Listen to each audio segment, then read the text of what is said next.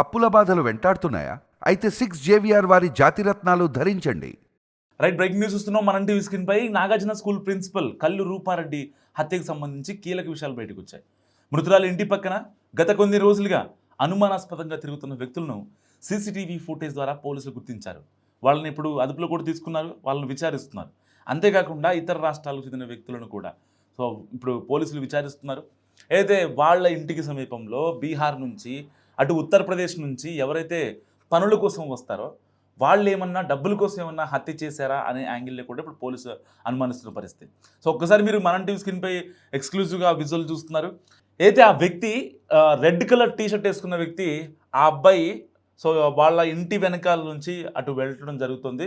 అతను ఒక red colour T shirt వేసుకొని కొంచెం బక్కపలచగా ఉన్నాడు. ఆల్మోస్ట్ పోలీసులు చెప్తున్న దాని ప్రకారం 25 నుంచి 30 ఏళ్ల మధ్యలో ఆ అబ్బాయి వయసు ఉంటుందని చెప్తున్నారు. అతను ఇప్పుడు పోలీసులు కస్టడీలో తీసుకున్నారు, విచారిస్తున్నారు కూడా. అతను చెప్తున్న విషయం ఏంటంటే, గ్లౌజులకి నాకు సంబంధం లేదు, జస్ట్ నేను ఊరికనే వచ్చానని చెప్తున్నాడు.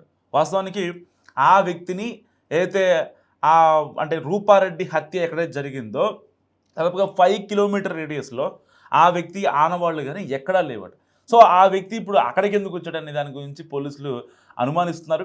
హత్య చేసిన తర్వాత అంటే ఏదో క్యాజువల్గా మళ్ళీ రేపొద్దున పట్టుకుంటే ఇబ్బంది అవుద్ది కాబట్టి అతను క్యాజువల్గా ఇంకేమన్నా మర్చిపోయాడా అనే కోణంలో కూడా పోలీసులు విచారిస్తున్నారు.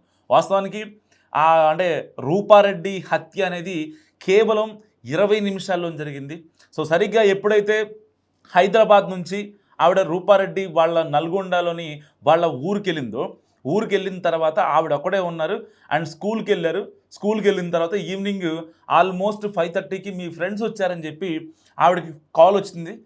స్కూల్లో ఉన్నటువంటి ఎవరైతే సిబ్బంది ఉంటారో, లైక్ వాళ్ళ పిఏ కావచ్చు, లేదంటే ఆయమ్మలు ఉంటారు కదా, వాళ్ళకి ఒక ఇన్ఫర్మేషన్ ఇచ్చి వెళ్ళిపోయారు.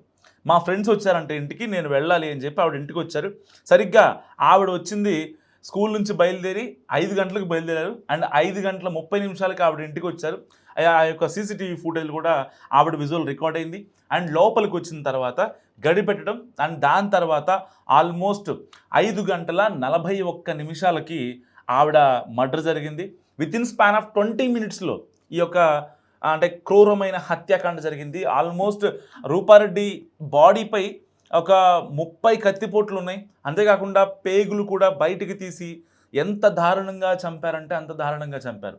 ఇలా అసలు రూపారెడ్డి అంటే ఆవిడకి ఎవరితో కూడా ఎలాంటి గొడవలు లేవు. బేసిక్గా మొదటి నుంచి ఆ భర్త ఎవరైతే ఉన్నారో రాజేందర్ రెడ్డి, ఆయన ఒక రియాల్టర్. ఆయన కూడా అంటే గొడవలకి వెళ్ళే వ్యక్తి కాదు.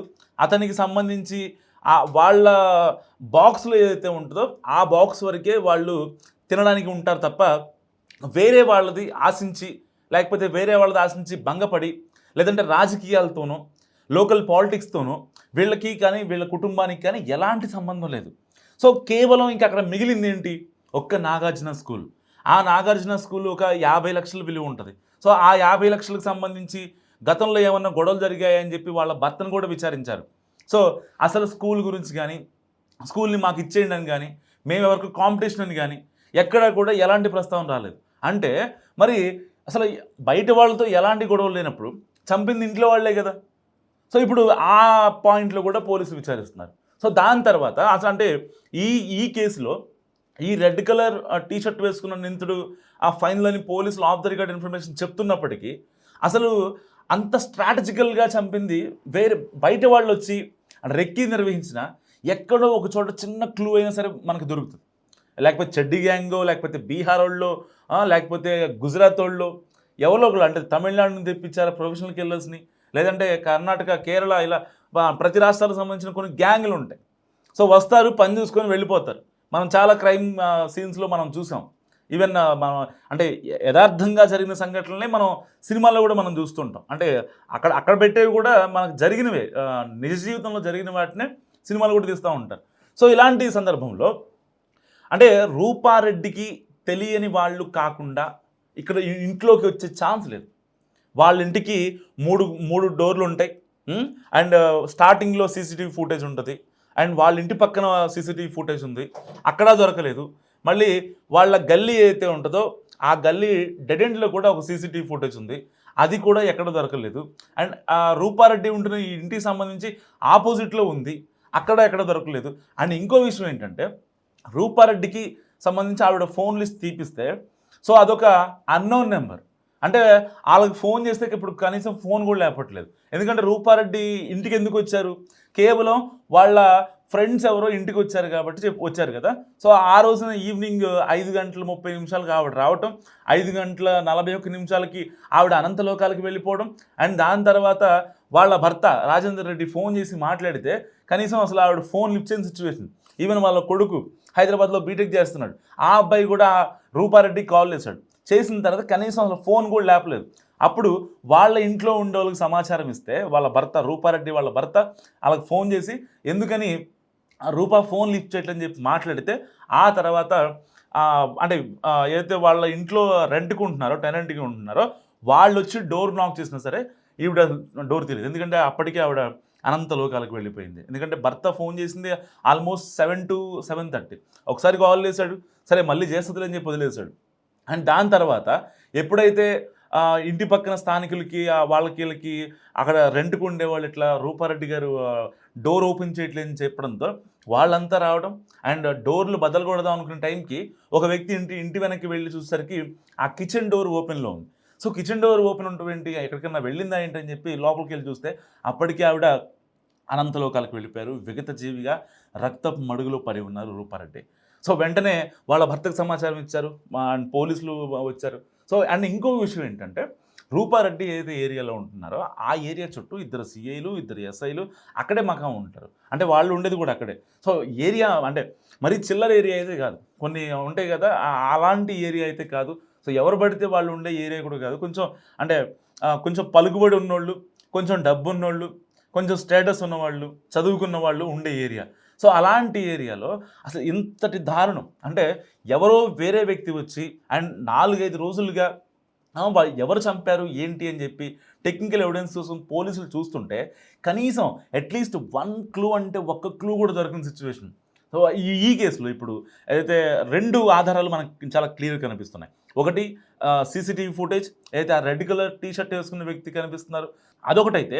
అండ్ రెండోది ఊరి చివర చింత చెట్టు కింద ఒక గ్లౌజ్ కనపడింది, హ్యాండ్ గ్లౌజ్. ఎందుకంటే రూపారెడ్డిని చంపే ముందు అండ్ ఆ అమ్మాయి బ్యాగ్లో నుంచి 2 లక్షల రూపాయలు తీసుకొని పారిపోయే ముందు ఆవిడ బ్యాగ్ పైన కావచ్చు, ఆవిడ బాడీ పైన కావచ్చు ఎలాంటి ఫింగర్ ప్రింట్స్ పడకుండా దానికి సంబంధించి హ్యాండ్ గ్లౌజ్ కూడా వేస్తున్నారు నిందితులు. సో నిందితులు అందామా, నిందితుడు అందామా అంటే ఆల్మోస్ట్ అంటే తెలిసిన వాళ్ళే దీంట్లో ఉండాలని. అంటే బాడీ మీద 27 నుంచి 30 కత్తిపోట్లు ఉన్నాయంటే అంటే ఒకళ్ళు పట్టుకోవాలి, లేదంటే ఇంకొకళ్ళు ఏదైనా హెల్ప్ చేసి, లేకపోతే ఆవిడ ముక్కు మూసేసి, లేకపోతే ఇబ్బంది పెట్టి ఆవిడని అప్పుడు చంపే ప్రయత్నం చేయాలి. సో ఆవిడ పేగులు కూడా బయట తీసి అంత దారుణంగా చంపారంటే 2-3 ఉండే అవకాశం ఉంది. కానీ ఒక వ్యక్తి మాత్రమే ఇప్పుడు ఆ ప్రెమిసెస్లో సీసీటీవీ ఫుటేజ్లో అతను రెడ్ హ్యాండెడ్గా దొరకడం జరిగింది.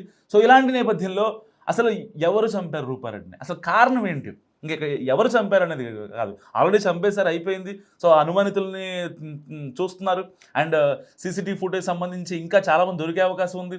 ఆ నియర్ బై ఎవరైతే ఉంటారంటే బీహార్ నుంచి వచ్చిన వాళ్ళని కూడా ఇప్పుడు పోలీసులు విచారిస్తున్న పరిస్థితి. సో ఏది ఏమైనప్పటికీ సైలెంట్గా ఉండే రూపారెడ్డిని అంత క్రూరంగా చంపాలన్న అసలు ఒక ఆలోచన ఎవరికి వచ్చింది, అది సొంత వాళ్ళ పరాయి వాళ్ళ, అసలు భర్త ఏం చెప్పట్లేదు, భర్తకి ఏమన్నా సమాచారం ఉందా, అసలు వచ్చిన ఫ్రెండ్స్ అంటే స్కూల్లో పలానా ఒక భార్య ఇంటికి వస్తుందంటే, స్కూల్ ప్రిన్సిపల్గా ఉన్నటువంటి భార్య ఇంటికి వస్తున్నారంటే అట్లీస్ట్ వాళ్ళ భర్తకి ఒక సమాచారం అయితే ఇచ్చే ఉంటారు.